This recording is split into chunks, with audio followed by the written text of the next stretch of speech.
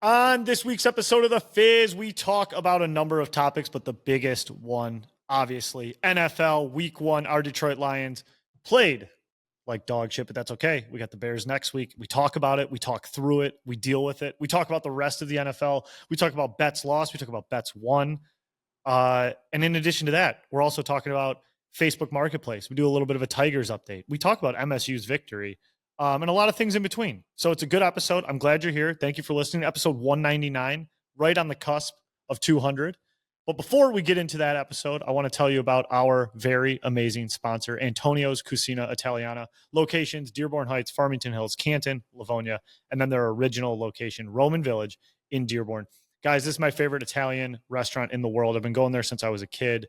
They do everything family style. They make everything with love. It's awesome. Whether you want to go on date night, you want to get a carry out, you want to take the family there, they can do it all. It is a great meal. And every day for over 60 years, the Ruggiero family has worked hard preparing fresh, authentic Italian dishes. They include delicious sauces, soups, and stuffed pastas.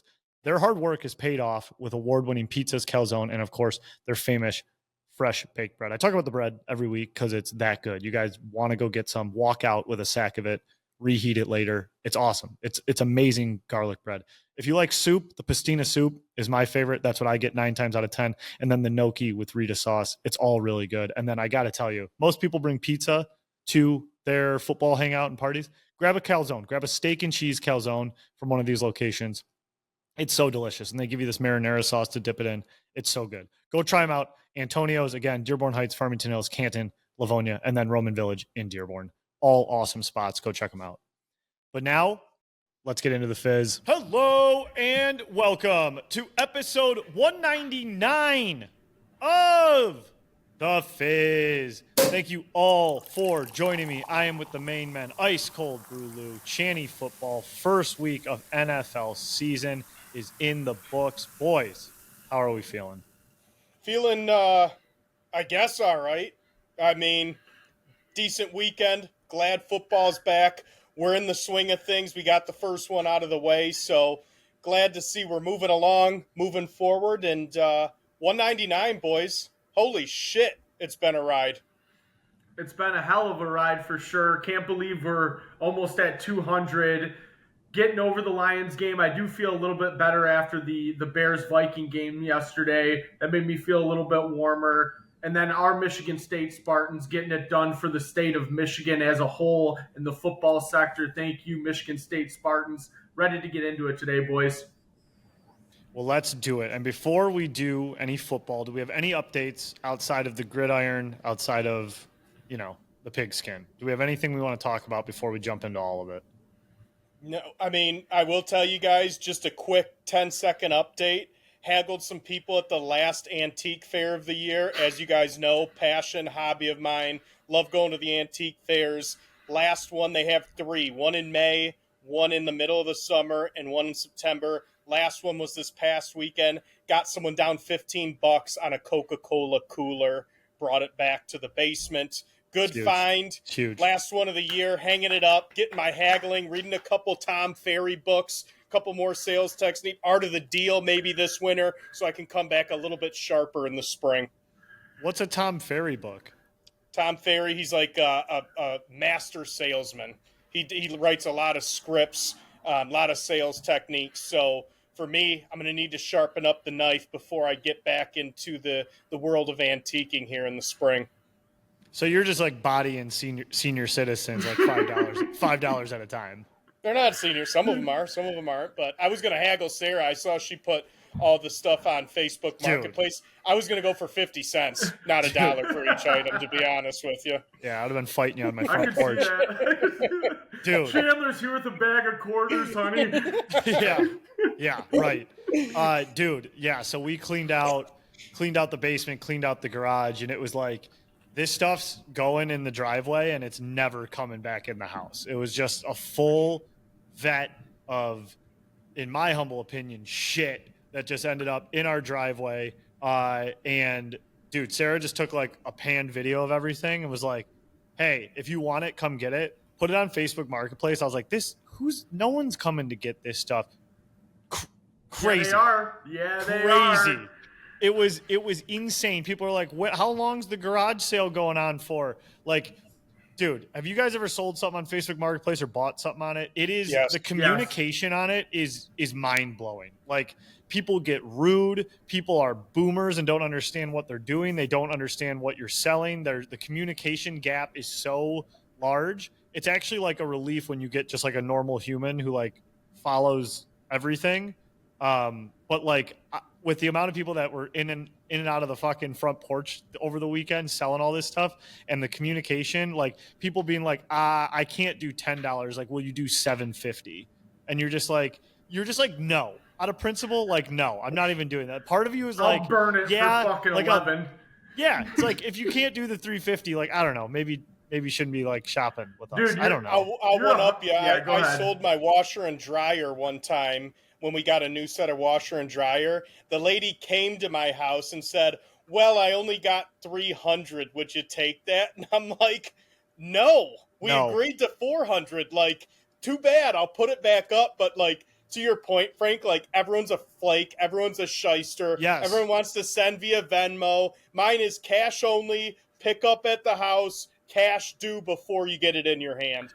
Those are the rules. Oh, dude, you guys hit the nail on the head. I like selling shit online. Like, I've done it through eBay, which is a breeze compared to Facebook Marketplace, but I'm actually selling Amber's car on Marketplace right now. It's a fucking nightmare, dude. Every person asks you if the item's still available, too. It's like, yes, motherfucker. Yeah. It's still listed on the website as open. So it's for sale. Until it's gone, it's available. Okay, so don't fucking ask me if it's available or not. I started blocking people that ask that. And then it's exactly what you did, Chandler. People will show up and be like, hey, actually, can you just, I know like we talked about 100. Can you do 70? No, motherfucker. The whole point of me meeting you up and doing the deal like this was because we agreed on 100.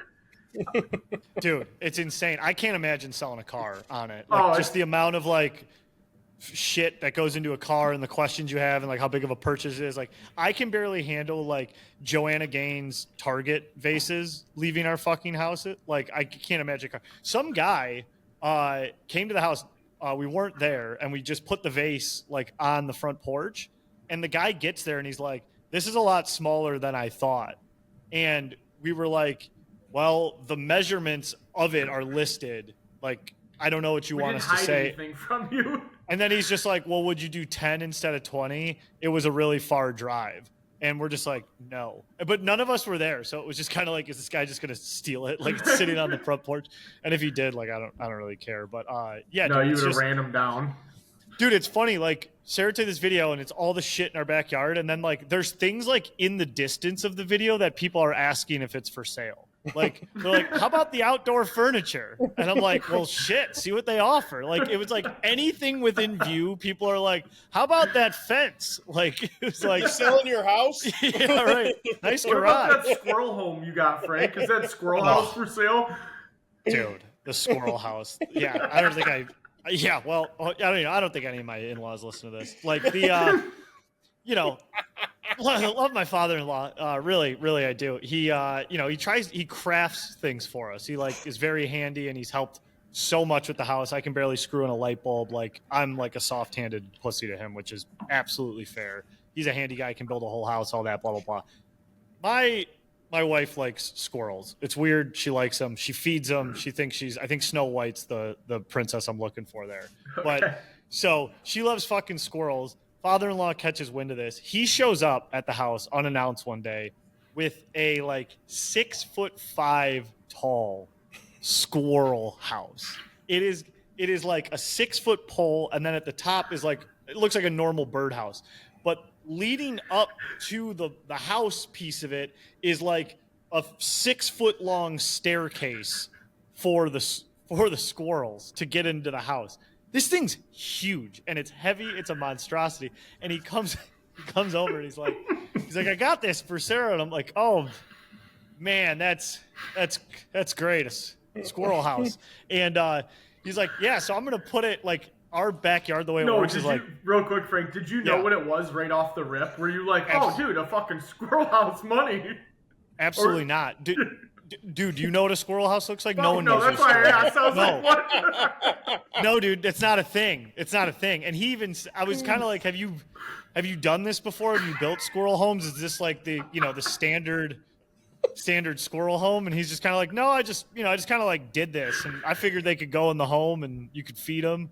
And like the way our yard works is it's a lot of grass, and then in the very back is like this ivy rim. I kind of call it the jungle. It's got like ivy there, a bunch of trees. Like it's a little more covered up. So I like take this thing and I like set it back there because it's like kind of out of sight. And he's like, why are you putting it there? I'm like, oh, it should just be in the bag. He's like, I think you should put it right in the middle of the yard so your wife can watch the squirrels. And I'm just like, all right, man, like I get it. Like I'm white trash, but I'm not this white. I'm not putting the squirrel house in the middle of my yard. So it's with the ivy. It's still there. We'll see how long it lasts. But yeah, maybe we should throw that on Facebook Marketplace, see what we can get for it. Yeah, see what we get for it. I would actually pay to get rid of it. But yeah, I do got a good update I wanted to share with you guys as well. I'm almost at 1 month right now, vape free, boys. Put the vape down. Yeah, the lungs are back, dude. Can you feel it? Yeah, I can definitely notice a big difference. Now, mind you, I'm still getting my nicotine fix when needed, but I'm not vaping. I've mixed in a couple cigarettes. I've had a couple Zins, things of that nature. But I'm not vaping from morning to night. Okay. Like if you had just been like, I'm just not zinning, but if you're smoking cigs, dude, like I don't. Well, I had a couple cigs at golf, I'm saying. I'm not like smoking cigs during the middle of the week. Yeah. Trust me, what I'm doing is working, Frank. It's a good thing. There's a lot less vape smoke going in, dude. The lungs are opening up, dude. I can breathe well. I'm running. We're happy for you. And honestly, though, if you're gonna smoke cigs. Be a fucking man. Right, I agree with that. You just look like a little bitch smoking a vape, So actually the very first day that I quit vaping was like this Thursday, and my dad's buddy called me and he's like, hey, I got these tickets to Pine Knob. He's like, I can't go to the show. He's like, they're really good seats though if you want to go check it out with, you and Amber can go or bring a buddy or something. And I'm like, it's a Thursday. I'm kind of just like, I don't really feel like doing much. And I'm like, I'll let you know. And it was the Black Keys. So like, I know like their music, but I'm not like a big fan, I wouldn't say, you know what I mean? But I was like, I can respect them, like great instrumentist, like the guitarist rocks. He kind of looked like Conor McGregor. And then they got their thing going on. It's a good live show to go to.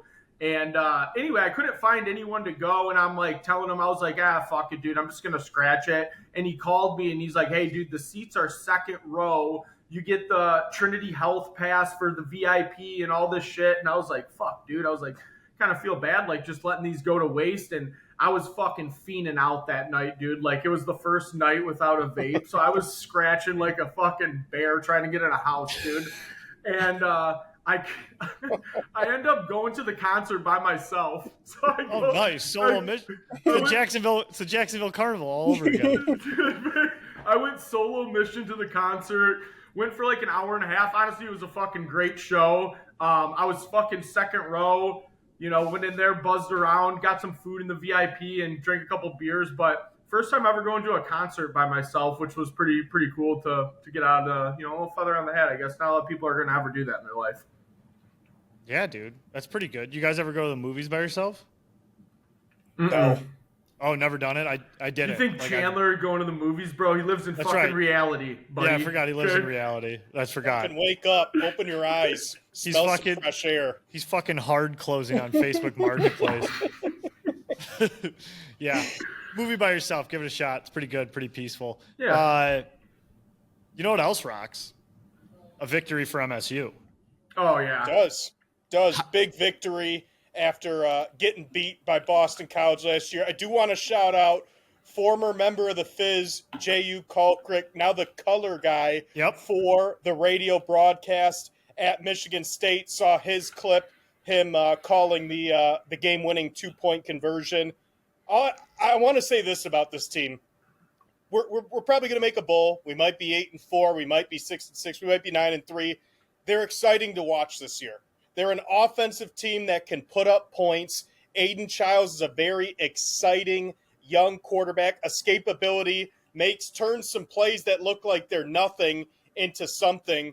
Wish we had that here in our pro team. But long and short, great win for MSU.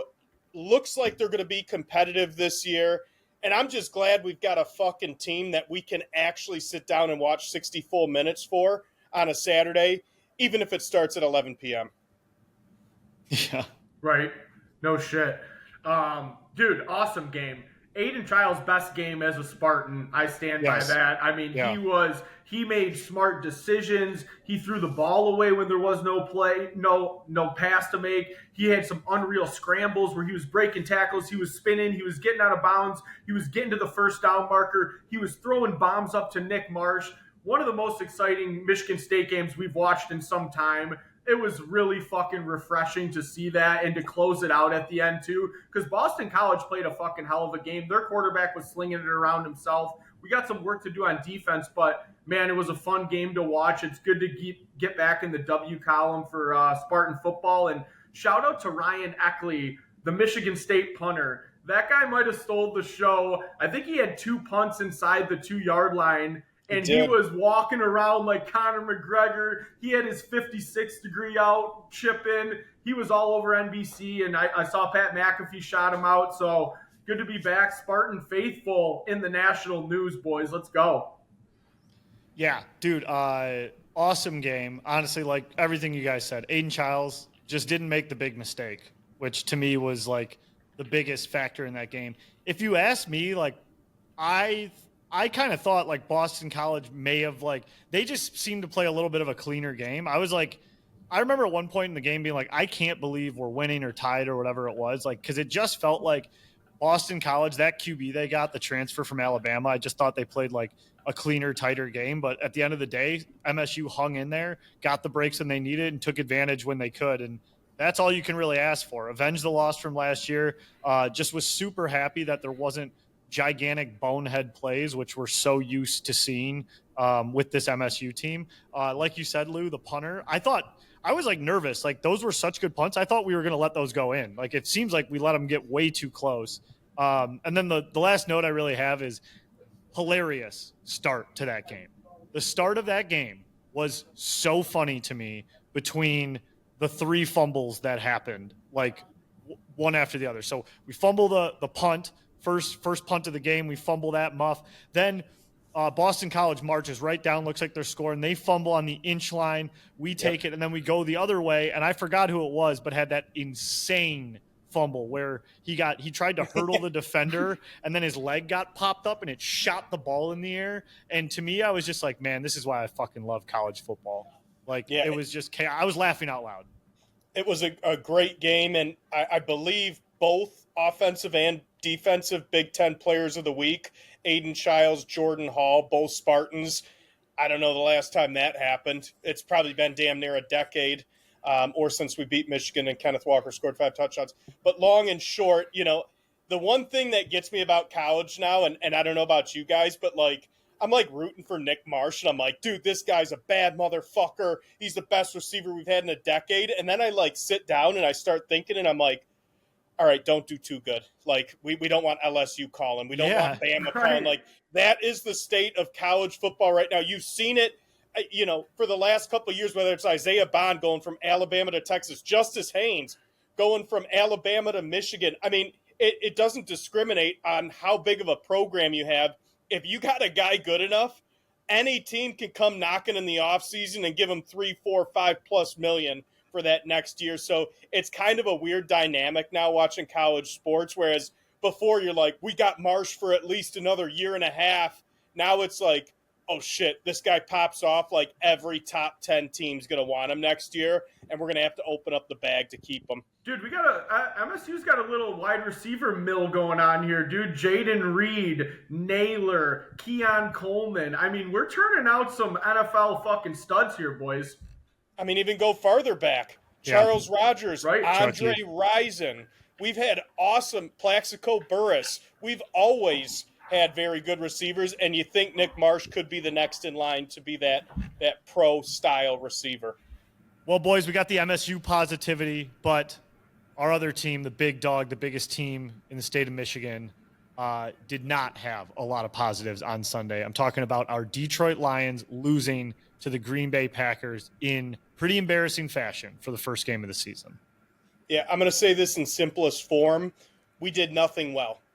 You look at every aspect and every phase of the game, whether it was D-line play, O-line play, running backs, receivers, coaching, the moves we did or didn't make in the offseason, we didn't do anything well. I think the only thing you could say we did all right was punt the ball, and that's because we have the best punter in the league in Jake Bates, and even that wasn't that great. So, long and short, we did nothing well, and the good thing about it is it's week one, right? It's week one. You take this, you throw it away, you watch the film, and you move on after this. But what I'm not going to move on from right now is the lack of D-line talent that we have. All three of us on this pod, all offseason, into the draft, into free agency, going into the season with Zadarius Smith still lingering out there, we all said we need more depth at defensive end, at defensive tackle, with Aleem McNeil being out, with Hutch coming back from a season-ending injury, with Marcus Davenport being injury-prone. We had nothing from our D-line, and I don't say this as an exaggeration or being sarcastic. I'm asking you guys, do you remember a pressure on Jordan Love that game? Like, No. I honestly cannot remember one time that he was uncomfortable, that we pressed the pocket, that we made him roll outside the pocket and throw on the run. He was sitting back there all day. He was dropping little dimes over our linebackers' heads and in front of the safeties. It was a terrible game, long and short. And at the same time, I think we could say this. You know, the Packers are a top, 3 or 4 team in the NFC? They're a good team. Lambeau's a tough place to play. It's not like we lost to, the Saints on the road week one and we're in total, panic mode. It's, hey, we got our ass beat by a good team that we should be in the game with. We got our ass beat by a team that we've handed their lunch to them the last 3 years. We weren't ready. I have a feeling we're going to be ready with all the situations and circumstances and the team that we're playing this upcoming week. But long and short, we did nothing well. There's nothing to take from that game. And at the same time, it's one game. We didn't lose the season. We didn't miss the playoffs. We're not out of the hunt for the Super Bowl.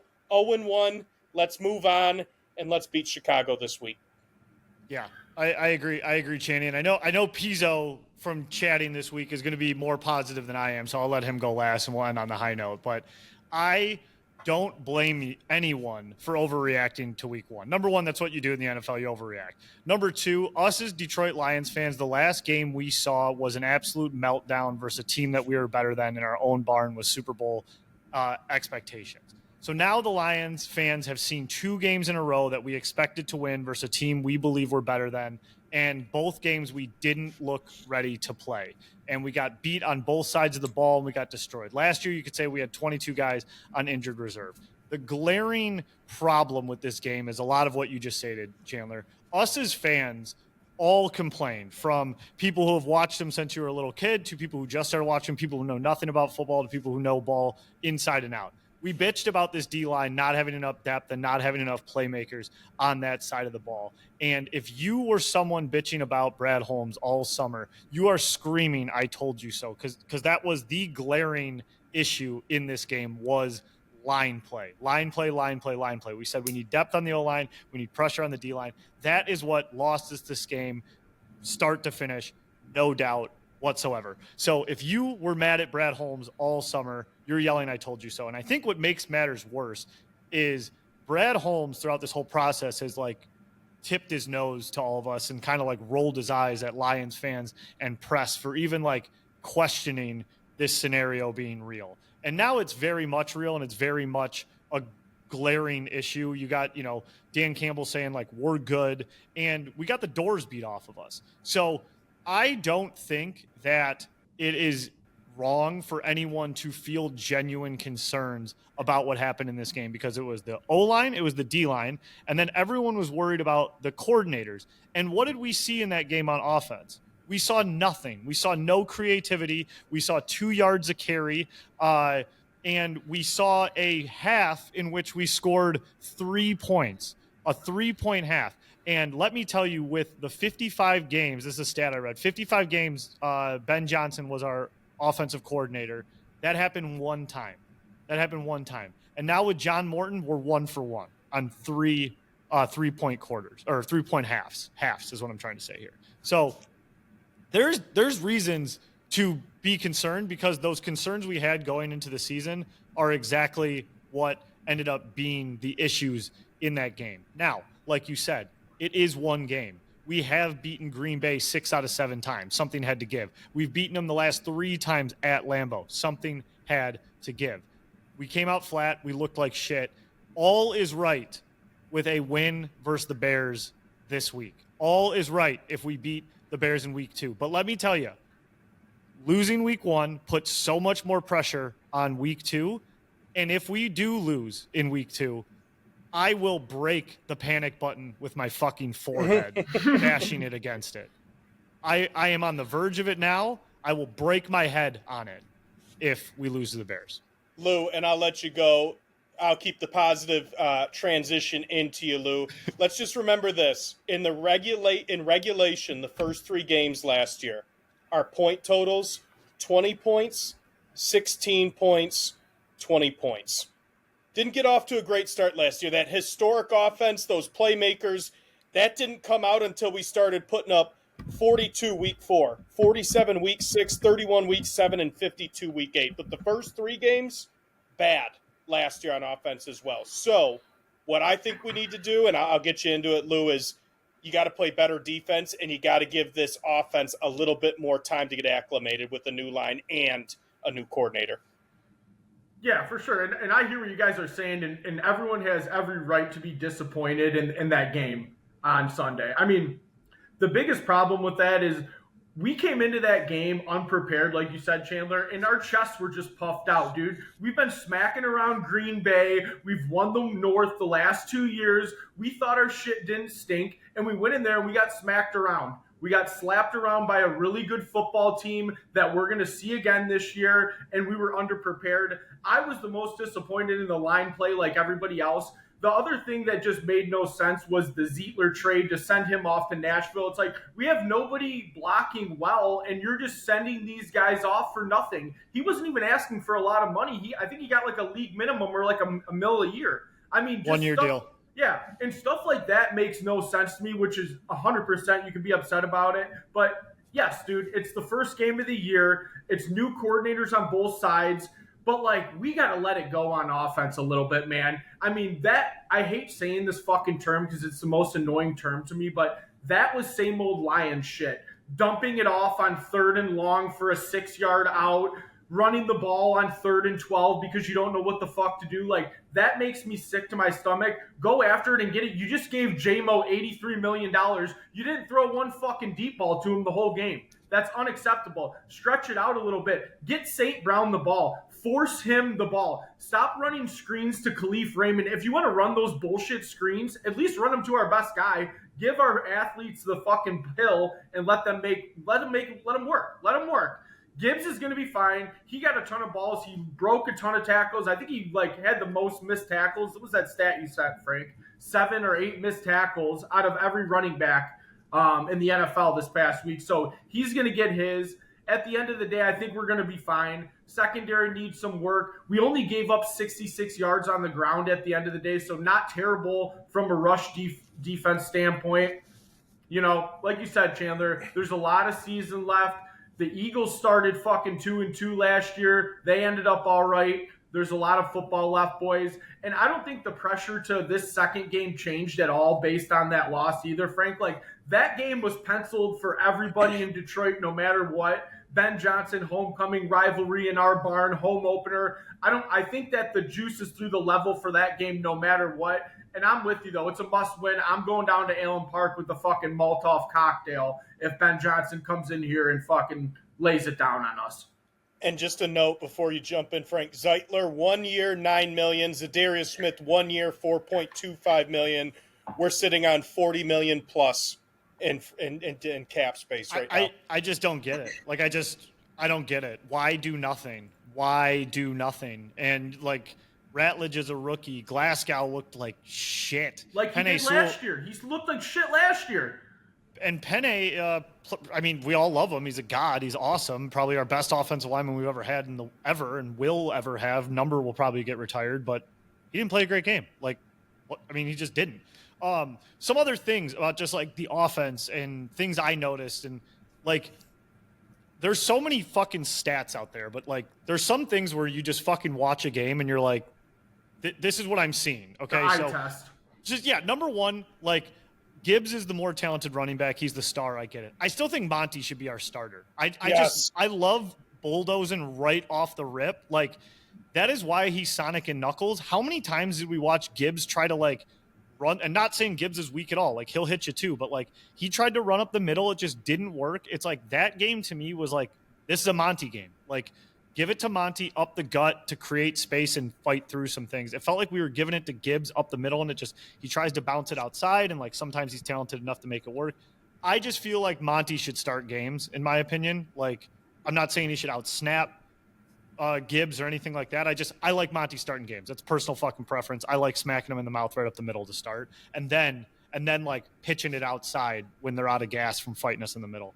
Number two, like, I'm seeing these fucking stats out there of PFF grades and Goff's time to throw. Okay. And like, maybe these are statistically correct in like the math football nerd world, but like a stat you may have seen is that Hutch's PFF grade was higher than Micah Parsons. Like, I'm sorry. Like, yes. Maybe I don't know ball, but like I watched that game and Hutch didn't have a tackle. And every time Micah was on the field for his 28 snaps, he made a difference. Like, that's it. And he had a sack. Number two, I read something that like Goff had more time to throw in this game than any game last year.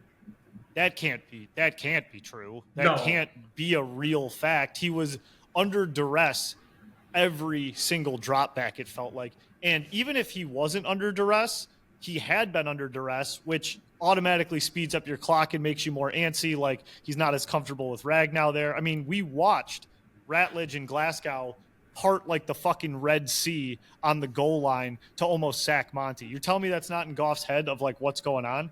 Like, so these are just the things that maybe it's first game back. It's new coordinators. It's a road game. We didn't really get a lot of respect with the schedule starting, NFC North champs, best record in the NFL last year, starting on the road in Green Bay. So it wasn't a easy task, but we weren't up for it whatsoever. And that's what was concerning. And all of the concerns we had going into that game were shining bright. We're very much shining bright. And then you look at the team who addressed their issue, our rival, Green Bay, went and got the biggest playmaker on defense. He made a difference in that game, and that's where it's like it makes your stomach churn a little bit. They did to us, excuse me, what we did to every other team last year. They pounded us on each side of the line and pounded us down our throat. And we've only got a couple weeks before we hit the meat of our schedule. I believe starting week 3, our schedule is Ravens, Baltimore, Tampa, Cincinnati, KC for your next 4. Now, we'll see how the season plays out, but long and short, I know week 3 for damn sure is going to be probably the toughest game of the year at Baltimore. Those motherfuckers are going to be ready to play, and in a best case scenario, they're going to be 1-1 going into that game. They don't have room for error or any margin of error going into that game either. So we've got 1 week to get it right. We've got the Bears coming up this week. Thank God we've got the Bears. Good. It's our get-right game. Fuck the Bears. But long and short, we've got to beat them. And not only do we have to beat them, yes, it can't be like a Thanksgiving last year where we hold on against the Bears. Oh, woo, no, you got to beat them by 7+. You got to beat them by 10+. You got to show that you can protect Goff. You got to show that you can get home on the defensive line. You have got to show certain aspects of your game going into this week. This is not a 3-point victory and we're happy. This is a beat the fuck out of the Bears, get on, and go on to your next game. But I'm not going to be ecstatic this week, and I'm not going to be mad that it's still too early in the season, long and short. And it just didn't feel like us, like all around. Like, I agree, Chandler, everything you're saying, but like not even but. Like last week versus Green Bay, small moment where obviously the biggest turning point in that game was Brian Branch, Anzalone fucking dropping the ball. Okay, Anzalone cries for the contract all summer. Anzalone's mad we're playing on Christmas. Anzalone catch the ball, and you can complain about all that shit. You catch that fucking ball as a captain in a game where we need a big play, go ahead and complain about all that stuff. If you're going to complain and then drop that ball, infuriates me. Then Branch picks it off. There's 27 penalties on the play. Weirdest play ever. Some weak calls, maybe good calls. I don't know. It doesn't work. Green Bay goes down and scores. That's the turning point of the game. That's where the complete air goes out of the tires. But an interesting moment for me where I was like, oh, we're not ourselves this game was the end of the half when Green Bay had the ball and we could have called timeouts to get that ball back with like 57 seconds left.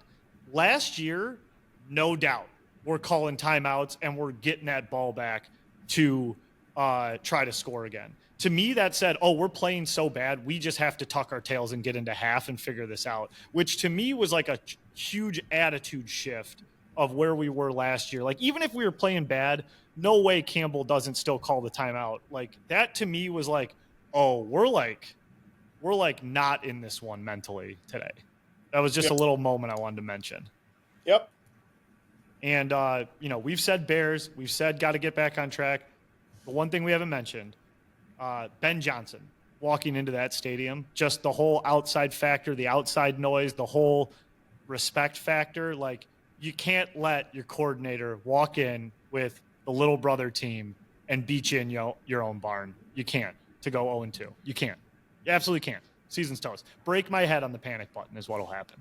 I mean, in so many words, Dan Campbell guaranteed a victory this week, the other day. I think he said, we have to win, or we're going to win this week. He said something along the lines of it, if you look back at his press conference. So we're going to get right, boys.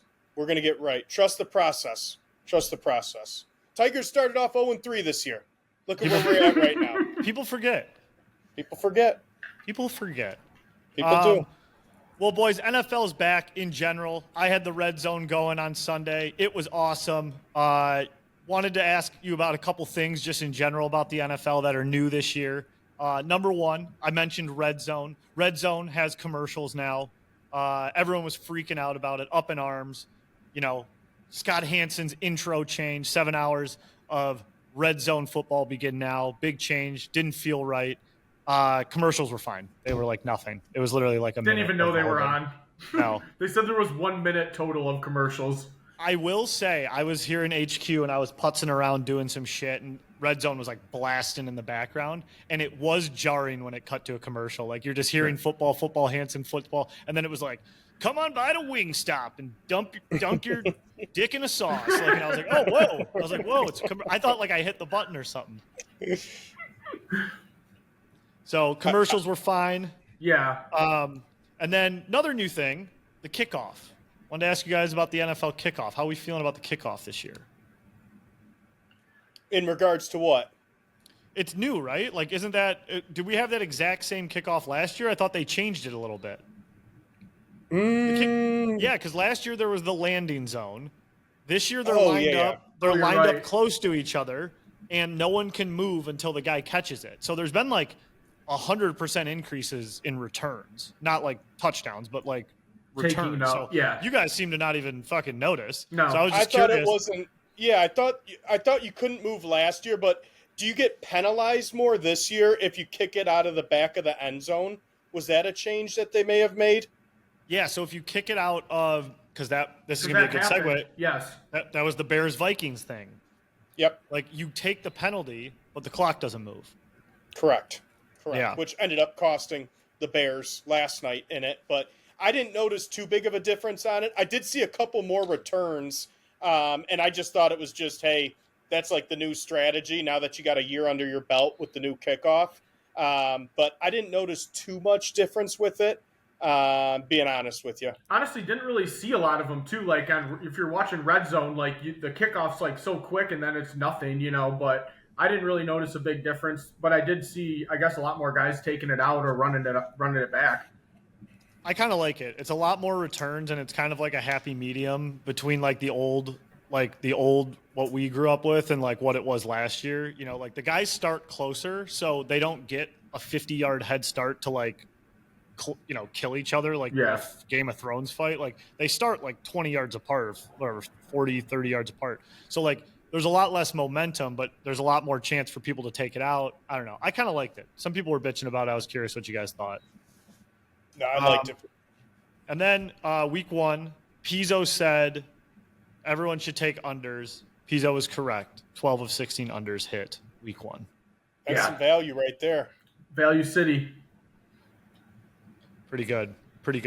Well, I did want to talk about one game specifically before we move into general NFL stuff. The Vikings and the Bears. Feel like this one's so close to home. You know, I just bitched about the Lions. We bitched about the Lions for whatever it was, 20 minutes just now. But I watched that entire Vikings-Bears game, and it was nice. Prime time, could watch it all at once. Get a look at our opponent next week. Get a look at our division rival. We got a new quarterback for the Vikings. Gotta say, boys, I've been pissed off since that Lions game. I watched that Monday night game last night. It was a little bit like therapy. I was like, all right, we're going to be all right. Yes, that's right. Breathe a little bit. That first drive, though, when the Bears came out and just marched down the field, I was like, whoa. I'm like, is Ben Jay that much of a difference? Like, holy shit, this looks like a different team. And then I don't think they did shit the rest of the game. Correct me if I'm wrong. They got a defensive touchdown after that. And I think outside of that, it was only field goals. Garbage time. They had a garbage time tug. Garbage time touchdown, too. Yep, to DJ Moore. So, I mean, long and short, I thought the Bears looked like shit for a majority of the game. And then I thought the Vikings looked really good the last 20 minutes of the game. So, Vikings looked a little better than the Bears. Long and short, the division's going to run through Detroit or Green Bay. We faced the toughest opponent in our division this weekend. I don't see the other two teams with where they're at in their progression as a team and who they've got in certain positions, head coach, quarterback, whatever it may be. I just don't see either of them being a threat this year.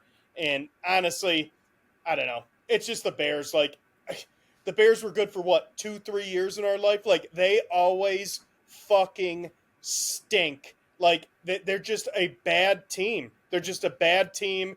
They've got weapons. They seem to bolster both their offensive and defensive line. It didn't matter. It just didn't matter. But to be fair, I will say this. We're saying give John Morton some time. We're saying give Calvin Shepard some time. You got to give Ben Johnson some time if you're a Bears fan. But guess what? 1 extra week's not enough time to come into Ford Field in that raucous environment and try to dethrone the NFC champs next week. I feel very good about our chances. We've just got to get Green Bay back on Thanksgiving this year. Yeah, no, and it was good to see both quarterbacks kind of suck. Like you said, Chandler, outside of the first drive, Caleb looked like shit after that. They didn't do much. The Bears' defense has always been pretty solid, but they just can't seem to figure it out. Caleb missed DJ Moore wide open into the end zone, and then he almost got him sawed in half at the end of the game. He still makes those really bad throws. I'm not worried at all, even a little bit about Caleb.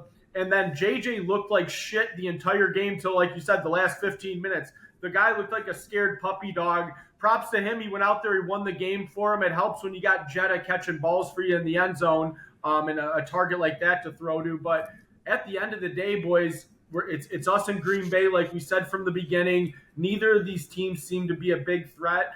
I am glad that the Vikings beat the Bears because the Bears are the most hated team in the division.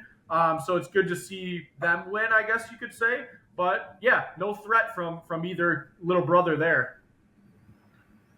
That game yesterday, like, I was just like, okay, I feel a little better. Both these teams look like shit. Dude, Caleb Williams will have some plays that you're like, shit, this guy's dangerous. Like, he's got a rocket for an arm. Good scrambler. He can scamper. Yeah. But then he will just do the wildest shit I've ever seen. He does Jameis Winston type stuff. Like, he really does. Like, he had so many plays yesterday where, like, he's just scrambling around with no idea what he's doing and then just, like, rifles it out of bounds or steps out of bounds. He missed so many throws yesterday. Like, his body language is out of control. I think DJ Moore like hates him. I think DJ Moore cannot look at him, doesn't like him at all. And then, like you guys said, like, I don't like JJ McCarthy either. I thought he played terrible. The narrative on him, like, if you looked at Twitter in the first half, it was like, oh, I wonder if they're going to trade for Kirk midseason. I tweeted that out. And then at the end of the game, I mean, he had some throws that were just right on the money. And honestly, he played fucking awesome. Like, yeah, he had Jetta catching passes, but I mean, he dropped the fucking dime to a running back. Like, that was a good throw to Aaron Jones. Yeah. So, but yeah, like you guys said, feel good about both those teams. I think we should be able to handle them both. Should be 4-0 against those teams this year. Before we get into the rest of the league, I had a couple things that irked me this weekend now that I know that football's back. And you just mentioned one, JJ McCarthy. If I see one more fucking Michigan fan rooting for him on social media, JJ, what a great guy. Michigan man, good win for him. Are you fucking nuts? You cut your allegiances. We're all Spartans. Let's fucking ride, Aiden. You're a lion now. I don't care that you went to the University of Michigan. I want you on my team. Good. Why are people rooting for one of our biggest rivals because their quarterback went to Michigan a couple years ago? That's the number one thing that irked me. Number two, guys, I know you see it. Frank, you post all your bets before the game. You make things about it. I love the guys that are throwing in their 18-1 parlays that hit after. Hashtag big hit. Hashtag week 1. Hey, motherfucker, show me the rest of your tickets. Scroll down. Show me the other 52 that you have in, you fucking junkie, that you lost. It's insane, but those two things irk me. I seen it more so than ever this weekend. One, allegiances to whether you are a Michigan State fan. If you're a Michigan State fan and you're rooting for Jaden Reed against the Lions, you're fucking nuts. If you're a Lions fan and you're rooting for J.J. McCarthy, you're fucking nuts. And number two, save your tickets and shove them up your ass unless you're going to put them out before the game, because I don't believe you. You're coping. You're coping for all the losses you had, and you recoup 50% off your 18-1. That's it. That's my rant. Sorry. Why are you sorry? Don't apologize. I agree. I fucking I love it, buddy. Yeah, I mean, dude, we had Kirk on the Vikings forever. I mean, and don't get me wrong, I love fucking Kirky, but he was a Viking. You know, what are you gonna do? That's just how that goes.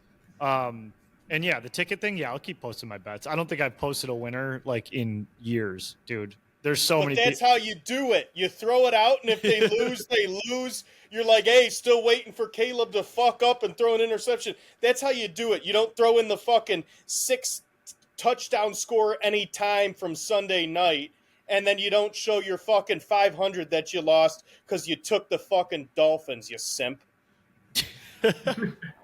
Dude, oh my God. Yeah, fucking, my bet last night, I just had them both to throw a pick. I thought Caleb was going to throw it in garbage time.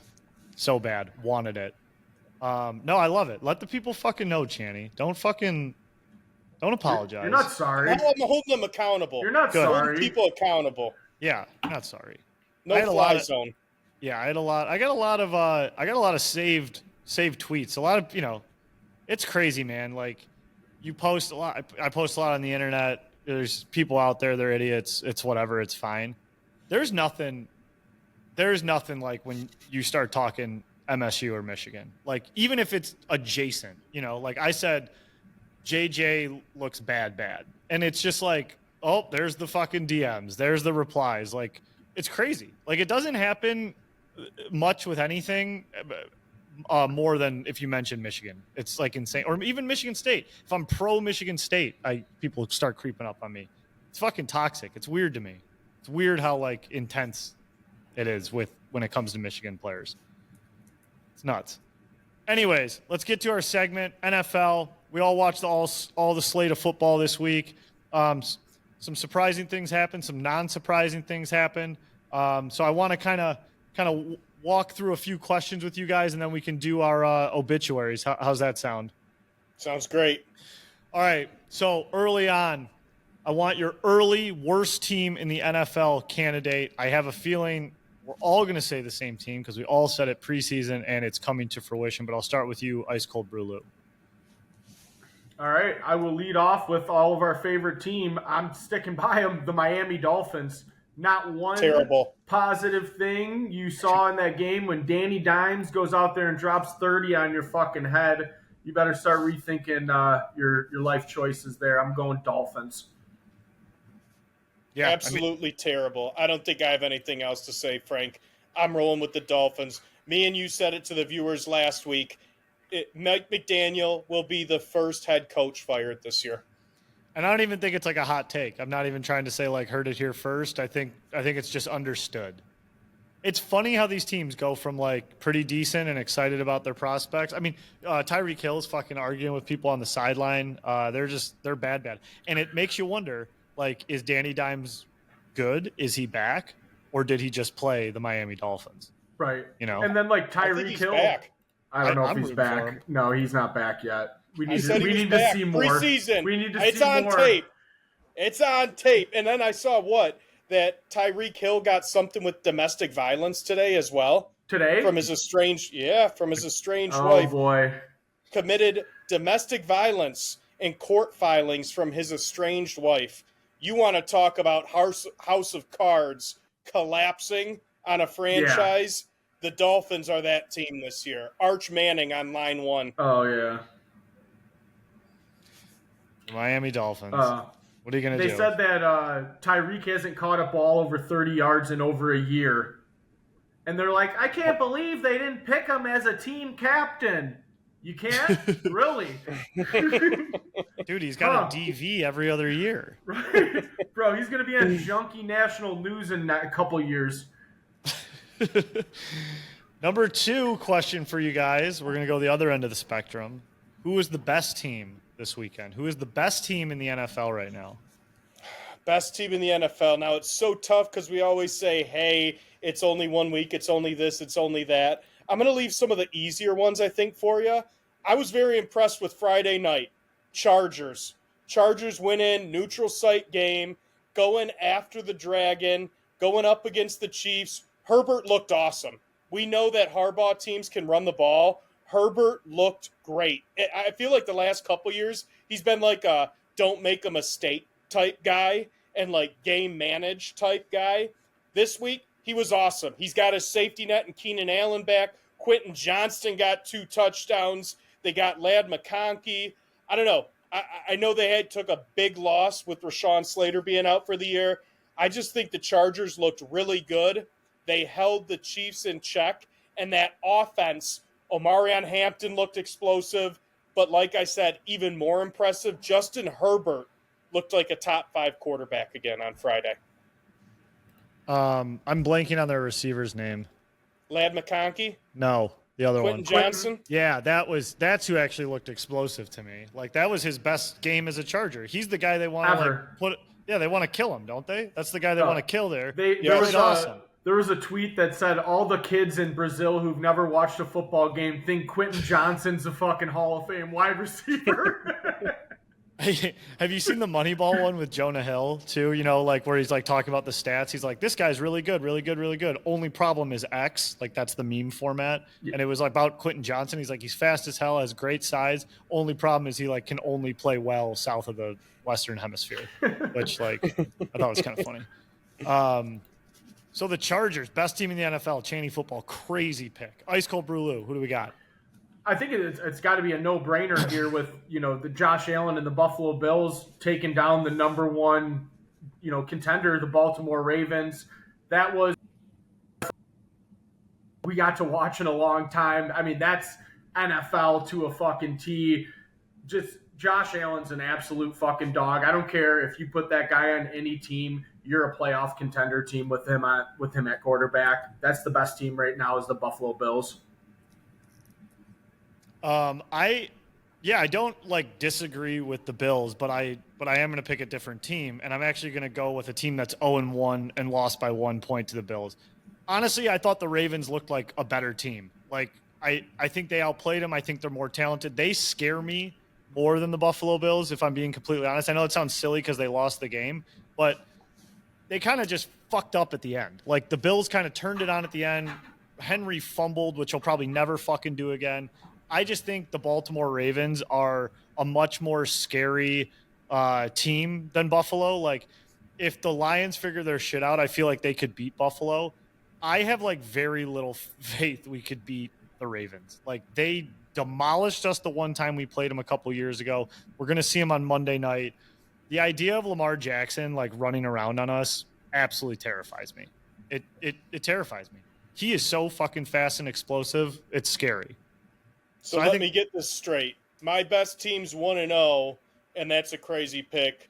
Your best team's 0-1 in the league. Let me ask you this. If the Ravens played the Chargers tomorrow and there was a gun to your head for money line, who are you taking to win the game? Jim owns John. I'm taking the Chargers. That's unbelievable. Sing the Michigan fight song while you're at it, Chandler. I might. I might do it. I might have to. All right, biggest surprise week 1. Who surprised you the most? I'm going to go with an 0-1 team as well, just because of how they lost. The New York Jets. 32 points? Holy shit. They haven't scored that in how many? 2, 3, 4 years? The New York Jets were a surprising team. They put up points on a very good defense in the Pittsburgh Steelers. Justin Fields actually looked like he could start in this league, which hasn't looked that way in a couple years now as well. Breece Hall looked good. Aaron Glenn seemed to be motivating those guys. I just thought for a team that I thought could be a bottom 5 team in the league, I think that's going to be a scrappy, tough team that could get you 6, maybe 7 wins in a weak division this year. So, again, are they world beaters? Are they going to go to the playoffs? No. But a team that's a tougher out than I thought they would be this year and a much better offense than I thought, I'm going to go with the New York Jets as my surprise team of the week. Chandler, you still like the Giants over after week 1? A lot of time left. I'm just asking, do you still like it? I do, yes. Okay. I do. I just wanted to say something about that Jets-Steelers game. We were talking about all the unders. That had the lowest point total, I believe, of the week, like sub 40. They put up like fucking, 80 points? 66, yeah. It was, the most bet under. Vegas always wins. They absolutely fucking cleaned up week 1. Always do, man. It's just like I was getting a little pissy, and I'm like, what do you dude, it's week 1. You get too excited and you bet on everything under the sun, and you know nothing about the teams. Like, you're gonna lose week 1 every year unless you get lucky or you're fucking sharp or you're like the people Chandler's talking about who just lie. Right. I mean, dude, the 4:00 games, every game was like 10-13 going into the fourth quarter. It was like, what the fuck? Every prop is dead. But back on topic here, I'm going to go with my boys and my boy Pete Carroll as the most surprising team. The Raiders, they had a hell of a performance on offense. I think Geno threw for like 360, was absolutely slinging the ball. They're defensively, they were getting after New England too. I thought New England was going to play a little bit better. I expected them to come out with a bang with Vrabel and Drake May going into it and whoever the fuck else they got. But, man, they got slapped in the mouth. The Raiders controlled that game from sun up to sundown. I think they're the most surprising team right now. They look good. Keep an eye on the Raiders. Very nice. I am going to go with an 0-1 team as well, but a team that should have won, and it's who we started the season with. Dude, the Dallas Cowboys. Dallas Cowboys, like, I don't like them. I don't like Dak. I don't think they're good. I'm not rooting for them at all. Like, fuck the Cowboys forever. But, like, they hung with the defending Super Bowl champions on the road and should have won that game. If their best player can catch the ball twice, they win that game. They looked good. They hung around. Maybe they don't suck as bad as we thought. I don't know. Curious to see. I don't think they're going to, like, have a great season or anything, but I could see them, like, going 9-8 or something like that. Like, I don't think the Cowboys are as shitty maybe as I thought they were. So that was my biggest surprise. Moving right along. Other end of the spectrum, biggest letdown. Biggest letdown. I mean, I'll start it off here, and, you know, the easy answers are Detroit Lions. It's not even close. That's fine, but right. I'm not going to go there. We all know that was the biggest letdown of the week. My biggest letdown of the week, hand up, Carolina Panthers. Yeah. What the fuck was that? Dude. 10 points. It's a delay. They were getting beat off the rip. They came out the delay flat. they just looked like shit. The Jaguars are not a good team. To the Jags is what I was going to say. No, they're Yes, not. it was not. Again, you lose a close game on the road week 1. That's way different. You get your ass whooped and put up 10 points against the Jaguars. That is a huge letdown. Again, hey, I'm still riding with my guys. 6.5 plus 7.5 plus 8.5 plus wins. But for Christ's sake, put up some fucking points and make it a little exciting. Panthers, biggest letdown week 1.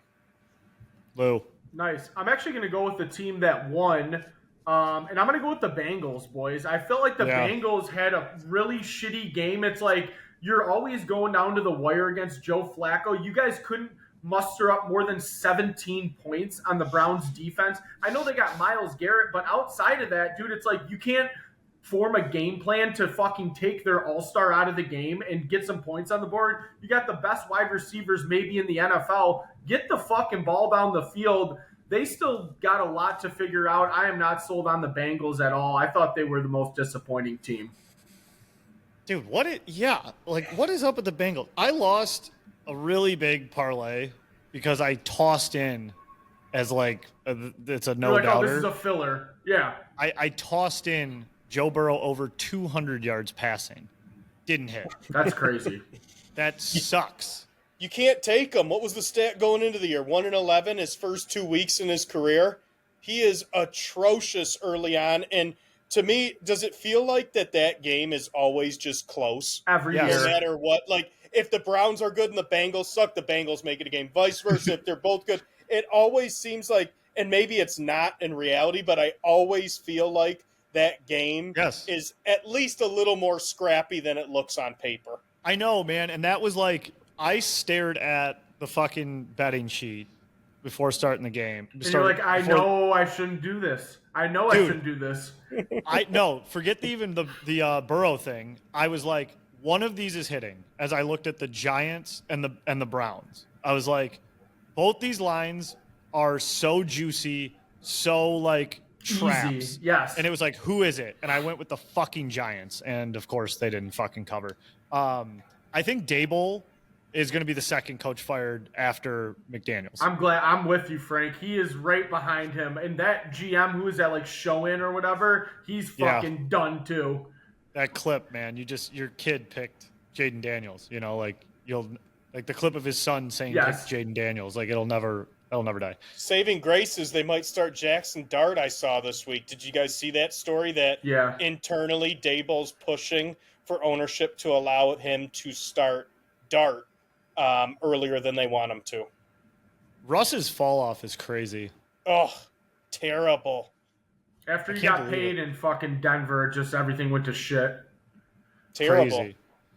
My biggest letdown, the Lions by 10,000 miles. Cincy was already mentioned, but the other one that was kind of already mentioned, the Patriots. I think everyone got excited for the Patriots. Vrabel's there. You couldn't have asked for like a bigger gift at home, and I don't even mean that as disrespect to the Raiders, but like Raiders got a new quarterback. Raiders got a new head coach. Raiders are a historically bad program, and you had a West Coast team fly into the East Coast for a 1 p.m. game to start the season. You're at home. You're at Gillette.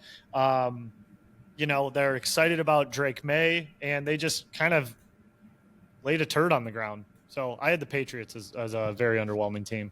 I'm not kidding, guys. Outside of Brock Bowers and Jacoby Myers, can you name one Raiders pass catcher? Yeah, Thornton. Amari Cooper. He retired. He retired. Yeah, he was. Lou, good job. Thornton. I had to look at who their receivers were, and the Patriots still couldn't beat them. Frank, that was my other one. Good call on that one. That was a flat performance by the Patriots. Yeah. Well, boys, I feel like we kind of already said it, but if there's anyone, we want to talk dead, I feel like we should run through these pretty quick. So the way I have it, just to remind everyone at home how this works, it's going from most alive to the most dead.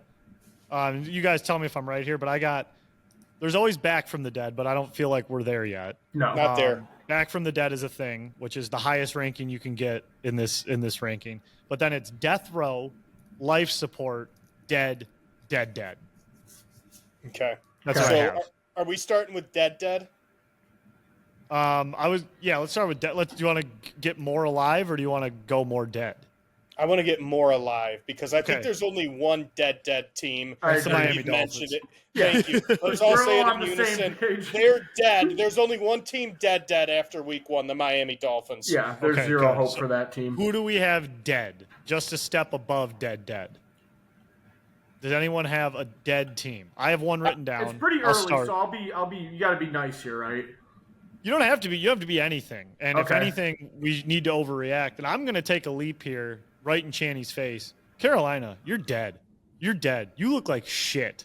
You are dead. That team is dead. They're not good. Bryce Young is not that guy, pal. Never has been. They're dead. All That's what I right, have. we'll see. That's fine. I I agree was with going to that. go with the other NFC South team, the Saints. You're dead. You are dead. You've got Spencer Rattler at quarterback. Do I need to say any more? I was debating on putting them as dead, but you, New Orleans Saints, are in fact dead.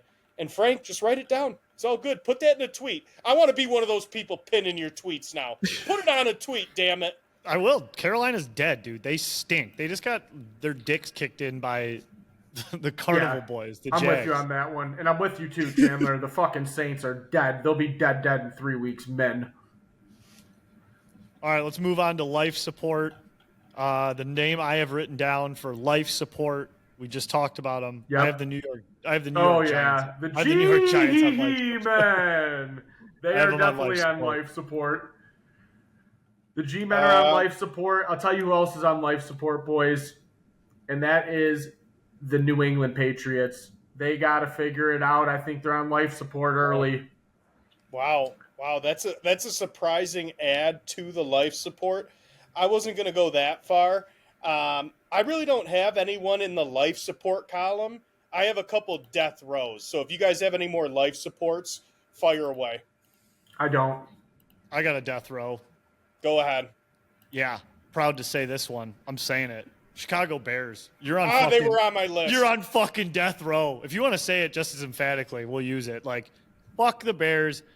There isn't the crazy statistic like you go 0-2, you might as well fucking move your organization. Like, you lose a game you should have won at home, and now you're walking into the defending champs barn. We're all pissed off. We're all anxious. We're all fucking angry and mad. Got something to prove. 65,000 plus psycho is going to be screaming in the dungeon this Sunday.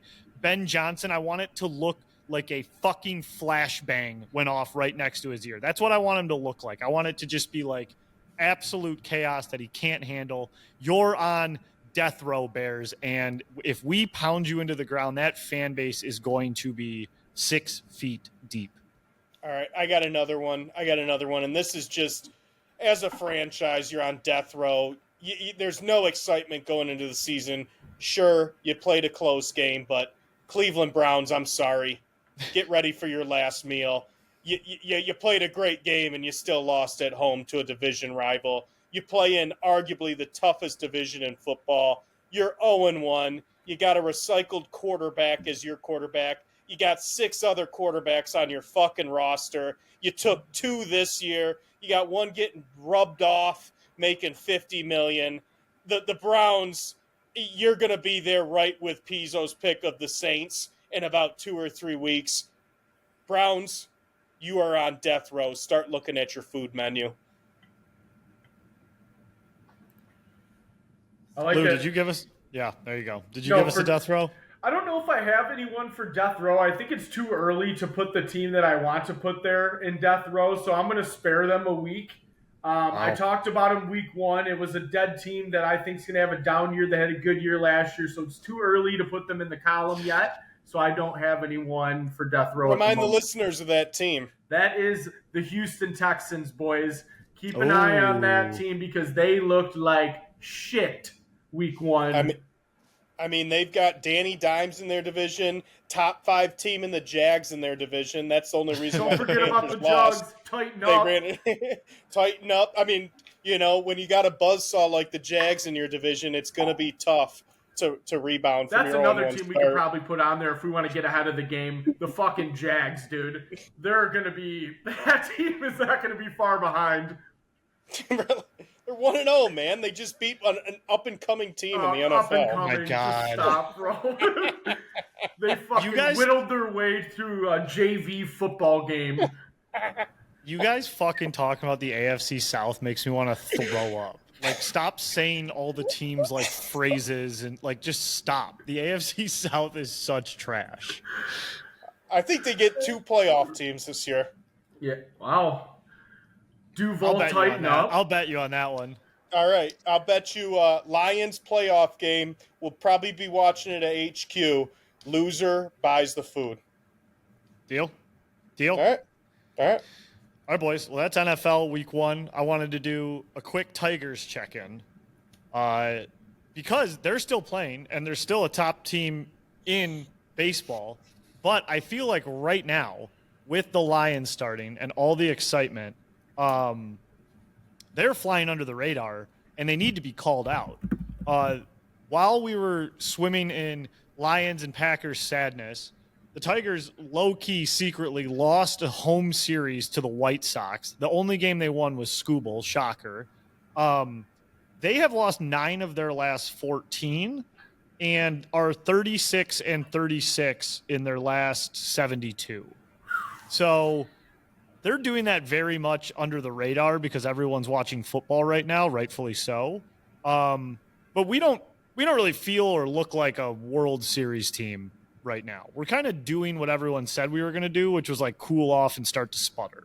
So I don't really have much analysis after that. I just kind of wanted to throw it out there that I feel like their mediocrity is very much under the radar. And it, people need to know that they're not playing well. It's the double-edged sword of bringing football back as baseball gets lost in the wash. Yeah. And then baseball comes back into the spotlight in October when playoffs comes back. But you've already seen 140 games. You're like, old news, get me to October when it actually matters. For the Tigers, the concerning thing right now, Kyle Finnegan, our best reliever, our biggest trade deadline acquisition on the injured list. They do expect him back for the playoffs. I think he's going to be back before the playoffs. The problem with this time of year for you non-baseball fans, your AAA and your AA ends before the MLB season. You don't get rehab stints at the end of the year. You bloat your MLB rosters and you bring your young guys up because they don't play in late September. So you don't get a week to go back and face live batters in double, AAA and get your confidence back. You're throwing simulated bullpens. You're getting thrown into the fire of actual game situations. It's a much different rehab at this time of year for such a pivotal piece for this Detroit Tigers team and more specifically bullpen. But I'm going to do what we did with the Lions. You turn the page because, yes, we looked like shit against the White Sox. We looked like shit against the Packers. What's next? 3-game series against the Yankees. Huge series starting tonight with Mize on the mound in the Bronx. This is a team we're probably going to see in the playoffs at some point in time. Or, you have the likelihood of seeing them. Just get right. Take 2 out of 3 from the Yankees and all is forgotten. You beat the Bears this week, all is forgotten. We're singing a different tune going into the Lions next week as well. So think of the Tigers like the Lions right now. These games matter, but they don't, right? The outcome's already there. We're going to win the AL Central. We're probably going to get a bye unless we collapse. Just do what you need to do, look good, and focus on the next series and tune up for October because Tigers fans, for the second straight year, we're going to be in October baseball. We are going to be a playoff team. So this is your final dress rehearsal. We've got 3 weeks left. We've got less than 20 games left in the season. A, get healthy, get Kyle Finnegan back. B, make sure that you get a little bit of momentum. You don't want to be 4-9 going into the playoffs. Get some momentum these next 15 to 20 games going into the playoffs. And let's just be honest. We got the best fucking pitcher in the planet on our team. You get him twice in a 5-game series. You might be able to stretch him 3 times in a 7-game series. And damn it, we probably only have him 13 more months. You're pitching him 3 fucking times in a 7-game series. Oh, yeah. So buckle up. Nothing better, and I say this, nothing better than October baseball. We're going to be in the hunt. Get right. your last 15 to 20 games going into the season and forget about that shitty weekend series. Mize and Flaherty, man. Mize and Flaherty. That's it. Someone Telling step you. up. That's Need it. them. Need them both. And then last note before Pizzo, do you have Tigers notes, or do you just want to say eat them up? Go Tigers! Thank you. We needed that. 30 days. 30 days till we're trusting the Iser plan again, Wow. baby. 90 Oh, days, dude. God. 90 days. Jesus, dude. What are you talking about? 90 Holy days? shit. Fiance, what up? No, you're just saying numbers. It's 30 days till hockey season. If anybody got lost in Oh, Pizzo's God. dumbass shuffle, We're trying LGRW to stay positive over here, Get and then we fucking ready throw water on the to fucking drop fire. the Oh, puck. my God. You want to talk about an underwhelming offseason? We started the show with it with the Lions. We'll finish it with the Red Wings. Please, just let us suffer in October, November, December. Just give us the next 30 days. Please, man. There he is. Look at him. Respect him. If It- anybody's listening to this, I'm pointing to a 6-foot poster I put up of Steve Yzerman in my He's office. going to get 85 points this year, 6-year extension. More like 85 wins, bucko. Yes, I know hope that. so. I really hope so. Oh, yeah, do you, Channy? I think you fucking want me to – you just like fucking with me more than – anyways, it's not wing season yet. We don't have to do that. 30 days. 30 days we can do that. Over, under. I have got one one. written down. Oh, you do? I have a mediocre one. So I was Let's hoping – do two then. Let's do fuck two. it. Fuck it. Do them both! All right, Do it live. mine's mediocre, so we'll start. We've probably already done it. All right. Boys, over underrated. Fall golf. Fall golf. Oh, we One of- have done this. Have we done this? I think we have, but I Lou, think go so ahead. too. I mean, it's one of the most underrated things in the world to me. It's one of my favorite hobbies, if you will. You get a nice iPad set up on your cart in the middle of a Saturday. You get college football on, nice slate, leaves on the ground. It's a nice 65, 70 out. I love fall golf, dude. It's amazing. I'll do it forever. It's my favorite time of year. I love the fall. I love the golf. I love the football. You put all three of those things together, look the fuck out. Underrated. I'm going to go opposite of it. I'm going to go overrated. First and foremost, clear your fucking the whole rough of leaves because you're going to be fucking need a rake to find your ball if you hit it out of the fairway. That's number one. Number two, fall weekends are for football. I want to lock in. I want to bet McNeese State versus the Citadel. I want to just sit in front of a screen, degenerate out, go on your sports book and gamble and bet every football game. You're kind of at the tail end of the golf season. You're overthinking every shot. You've already played 30, 35 rounds this year. To me, I'm not a big fan of fall golf. I think I got about 2 more rounds in the state of Michigan in me. But I will say this caveat, Lou. I'm excited for your bachelor party in Myrtle Beach and to play golf down there this fall. I will say I'm excited for that. But as far as fall golf here locally, unfortunately, overrated. It's football season.